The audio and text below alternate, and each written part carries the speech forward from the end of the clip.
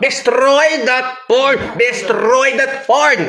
Ha? Okay, mga kaibigan kong hininga, 1, 2, 3, by sabog-sabog. Congratulations, breaking news, Mercedes Moné, mga kaibigan kong hininga, that capture of the 11 belt collectors. Ha? 11. So, ibig sabihin, ako na mismo makakahusga. Ako po mismo makaka-observe that Mercedes Moné, also known as Sasha Banks, is the great wrestler of all time today in this era without question. Bakit? Bakit nyo naman sinabi yan? Yung ibang mga bashers, wala na kayong magagawa. Huwag na kayong magsalita. Kisog ganito, kisog ganyan. Bakit?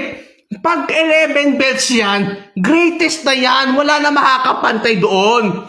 Kasi she breaks the record from Ultimo Dragon. Si Ultimo Dragon no mga early 90s, lalo 1996, yung J-Crown Cup, J-Crown Octuple Championship, naka-head ng 10 belts. Mostly lightweight cruiserweight championship at the time. Ito yung promote ng New Japan Pro Wrestling, di ba? Including of his WCW cruiserweight championship.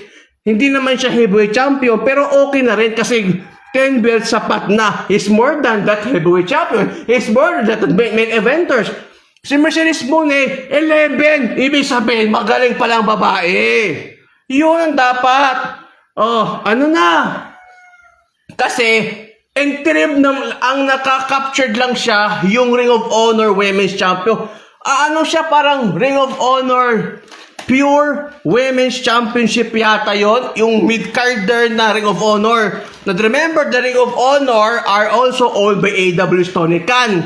At ito na ang resulta dito, mga kaibigan ko, hininga. Diba? Si Matt Cardona, 7 lang naman yan pero magaling din yun. That is the result ng outside of WWE. Pag nasa outside ng WWE, marami kang chances. Meron kang mapapatunayan. And you're the great than this. Diba? Ganun lang po yun, mga kaibigan. Tapos yung nakarang linggo, she captured 10 belts. Body Slam champion yun, mga kaibigan, kung di ako nagkakamali. Ito yung mga sumusod, CMLL Women's Championship, tapos TBS Championship as AW, mid-carder but the great and the longest TBS. So baka siya yung longest na ngayon, na-break na record na kay Jade Cargill, mga kaibigan. Sunod po, kasali yata siguro yung women's Owen Hart's Women's Tournament, di ba? Hindi naman siya champion, but as a design like a championship belt. Parang excluded na yata Revolution Pro Wrestling and EWA Championship and all other independent promotion, mga kaibigan. Because Mercedes Moné or Sasha Banks is the great wrestler. Wala na question doon. Si Mina Shirakawa, okay na wrestler, mga kaibigan. Produkto stardom. Si Tony Storm, mga kaibigan, Mosren, okay na yan. Isa sa mga pinakaband wrestler, mga kaibigan kong hininga. Sa kasisayin po ng wrestling industriya ng mundo, especially in AEW o tito ng All Elite Wrestling, mga kaibigan kong hininga. Destroy that porn!